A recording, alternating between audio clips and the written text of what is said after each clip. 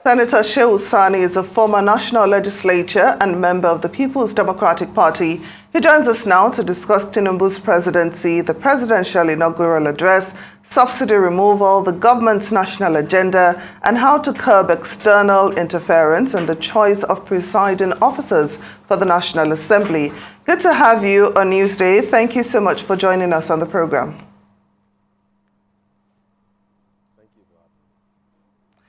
Well, Senator Shehu Sani, 2 days after a new government is inaugurated, well, it seems all subsidy has been removed. What are your thoughts on how fast, this has been implemented? Thank you again for having me.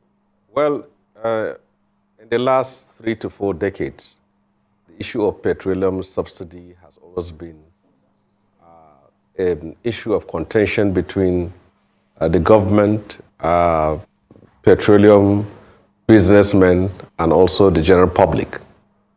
Government after government, there was attempt to remove petroleum subsidy, but because of either the consequences of uprising and civil objection to it or labor protest, governments in the past backed down on this issue.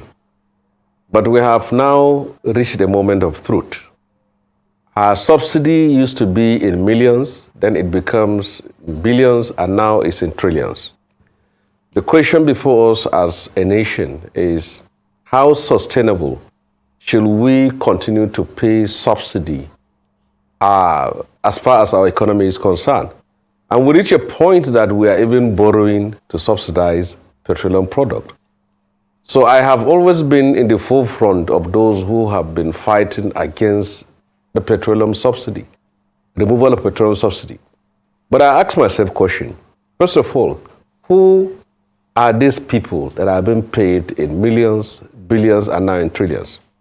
And secondly, we have been paying all this subsidy for a very long time.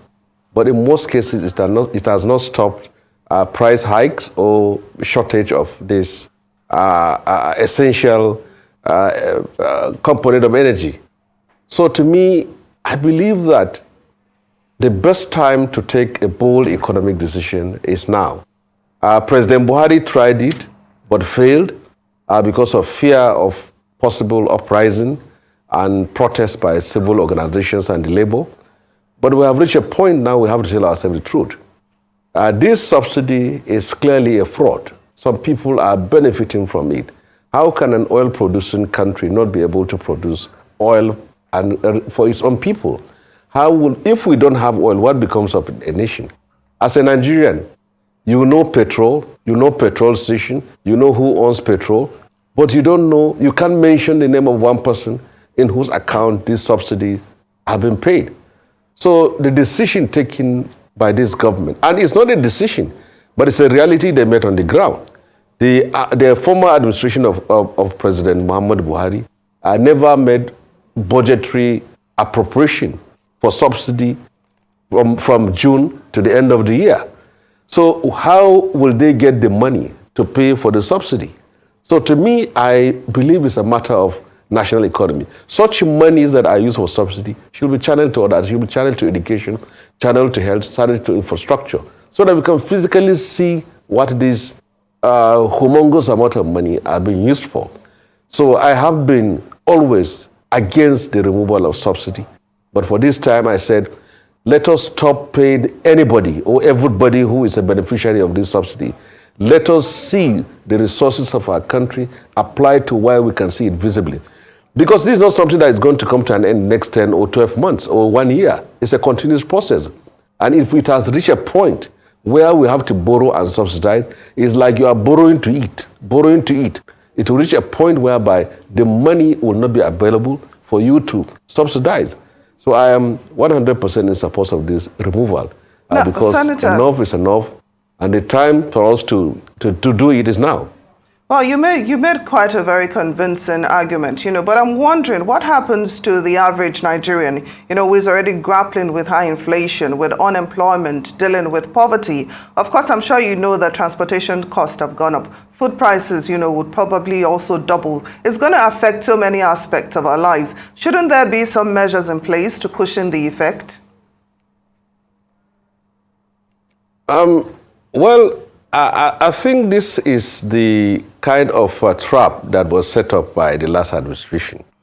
They refused to remove subsidy during their own tenure, and they make it in a point that this government will come to face the realities of it.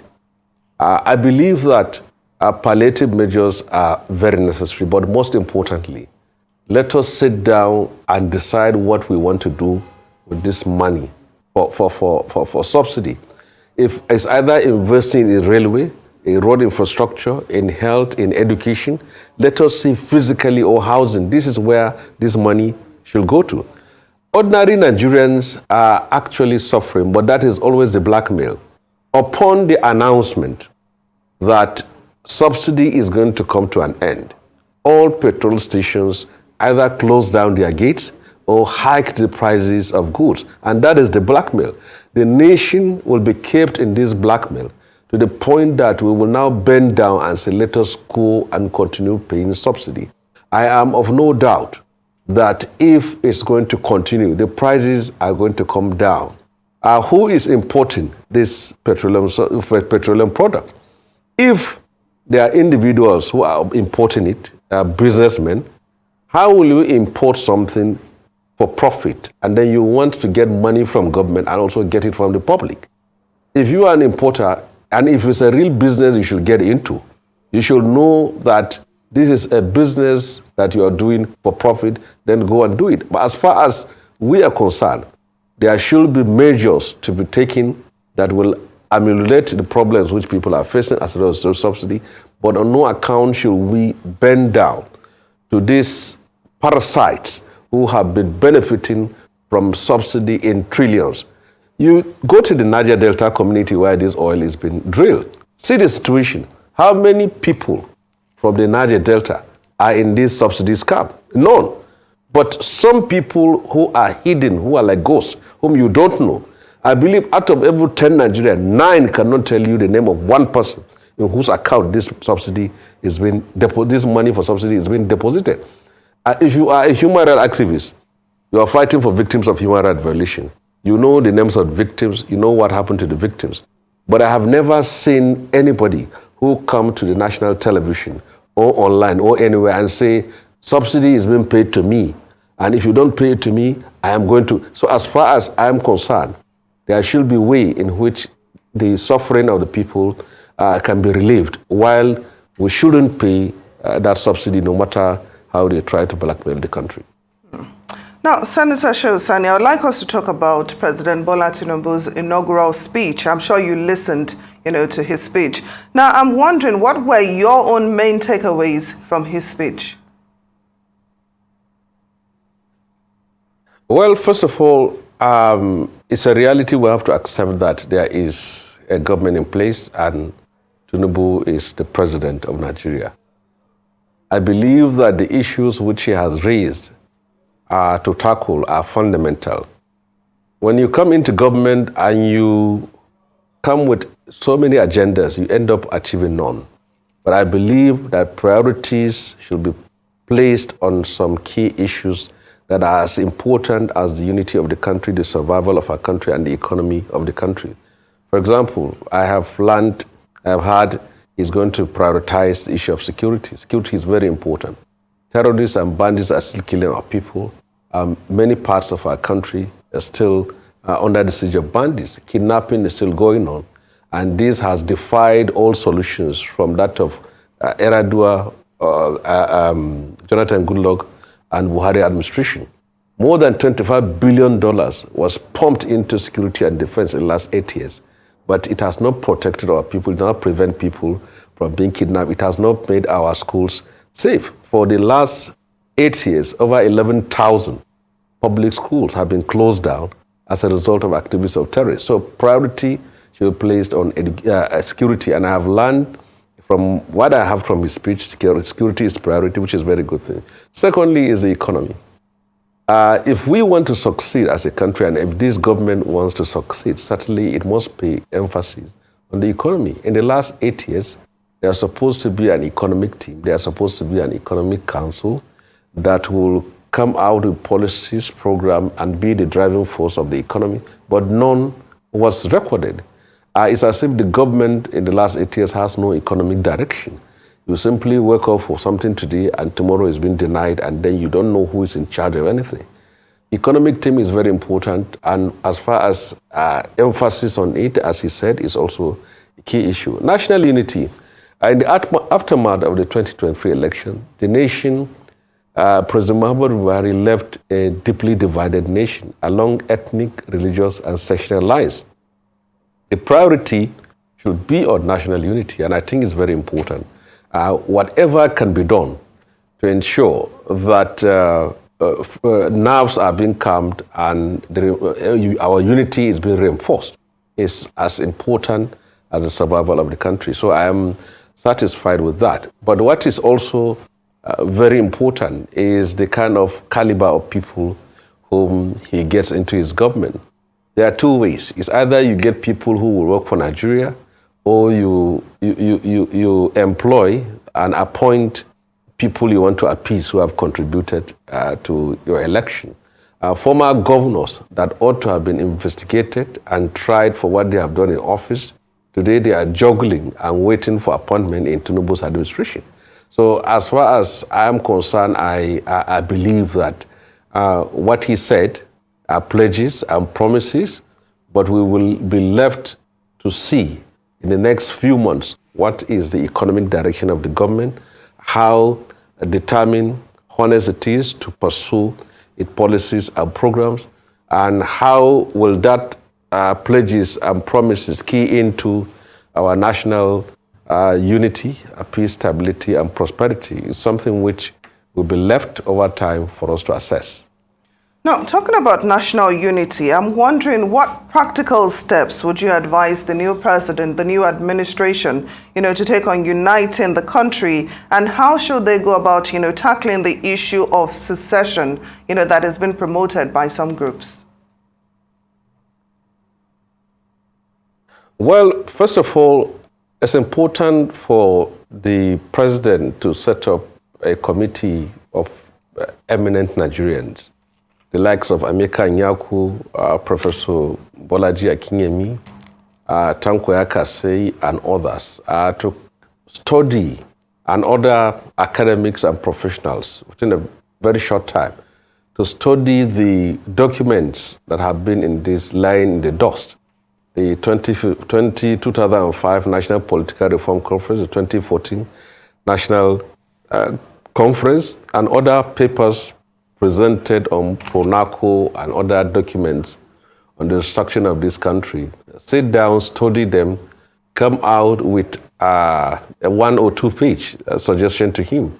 And this is what the government need to do as early as possible. In the last administration, nothing was being done about restructuring, nothing was being done about the economy, nothing was being done about national unity until the last moment. And all they were interested in is borrowing money and making a lot of noise. So for him, I think there should be a team, a technical committee made of eminent, respectable, and apolitical Nigerians who will give him the necessary advice so that in the next 4 to 5 months, there will be an implementation of policies and programs and ideas that have been lying in the dust on how this country can function as a united country that will live up to our dreams and expectations.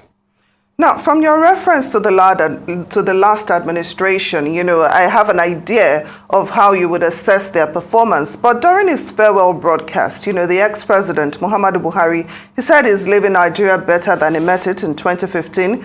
He He believed his administration achieved considerable progress in terms of economic growth, security, fight against corruption, and so on. However, a lot of analysts, a lot of Nigerians, disagree with him. So how do we bridge this gap, between the current administration and the populace so that there will not be any disconnect in terms of how government policies are affecting the lives of ordinary Nigerians? Well, it is ironic for President Muhammadu Buhari to have scored himself, give himself such a mark in what he has done over the last 8 years. And it simply demonstrates how he was so cut off from the realities of our country and from the failure of his own administration. Talk about security. Look at what has happened in Zamfara, in Niger State, in Kaduna State, in Benue, Plateau, Borno State, and his own Katsina State. More than 5 to 6 local governments in Katsina now are still under the control of bandits, his own very state. That is on security. Look at what has happened under his administration. Jonathan administration is known to have failed on the issue of Chibok, but what happened under his own? Under his own administration, Dapchi happened. Government Secondary School Kankara was invaded and attacked by terrorists. Greenfield University Kaduna was invaded, attacked, and terrorists kidnapped students. Government Science College Kagara, it happened. School of Agric Mando, it happened. Jengibe Government Secondary School happened. Federal Government Girls College Yaur, it happened. Bethel Baptist High School in Kaduna, it happened. And over 11,000 schools were closed down as a result of the activities of these bandits and terrorists under his administration. What has the president done? He kept service chiefs and refused to relieve them of their position. He even kept extending their tenure illegally. Hundreds of millions of dollars was pumped into defense and security without transparency. And what is the result that we have had in this country? Even conservative estimate has said it, over 63,000 Nigerians lost their life from 2015 to 2023. And you can count the number. There are over 396,000 Nigerian refugees now in Niger, in Chad, in Cameroon Republic. There are over 3 million Nigerians that have been displaced as a result of activities of terrorists and bandits. You are simply not a man in charge of the affairs of security of this country. Senator Shehu, Sani, I'm wondering, recently. So what can this, present administration learn from that, so that we would not, that would help them, prevent being cut off, from the Nigerian people, so that they'll be able to correctly judge, correctly interpret how their policies affect Nigerians. They would not be living in, another land different from where the Nigerian people are. Well, you see, the first thing he should do when he is appointing people in charge of defense and security, you have to tell them clearly that your relevance and your continuity in this office is dependent on your performance. If there is any attack that you can't protect people, if there is any violence, if there is any breakdown of law and order, if terrorists are moving freely while you're supposed to be in charge, know that you are going to be sacked from your position. This has to be made very clear. And again, as far as the lessons, there should be accountability and transparency in how public funds are spent for defense and security. You can't be allocating billions to Nigerian army and they are building event centers, shopping malls, hotels and universities. Is that the job of the military to do? You are supposed to protect the peace, the unity, and also the sovereignty of the country, not engage in business activity. That's supposed to be. Secondly, is that any person associated with the failure of President Muhammadu Buhari should not be given another chance to bring in his own seed of failure to this administration. And that should be very clear. And there should be a clear target to whoever it is. If you post military and security elements to Niger State or Kaduna State. Tell them that if anything happens, know that it is your responsibility. Such things to be done. There should also be use of technology. When hundreds of millions of dollars were used to say they import to Kano, they import jets and do all these things here, go to 44 hospital in Kaduna, military hospital, and see the number of our military personnel who have lost their limbs, their legs, who have simply been deformed as a result of non-provision of the necessary weapons they're supposed to use and fight in the northeastern part of Nigeria. Is that how a nation is supposed to be? Our defense budget is 100 times more than that of Chad, Cameroon, and Niger Republic. But those countries are safer than us. Buhari closed the borders because he wants us to produce food. But he has forgotten we have over about 500,000 Nigerians who are being sheltered by those countries as refugees. So to me, if Tinubu is going to succeed, it will be determined by the kind of people he brought in as far as his government. Well, it seems we've lost connection with Senator Shehu Sani, but we do appreciate your insight on Newsday. Thank you so much for joining us.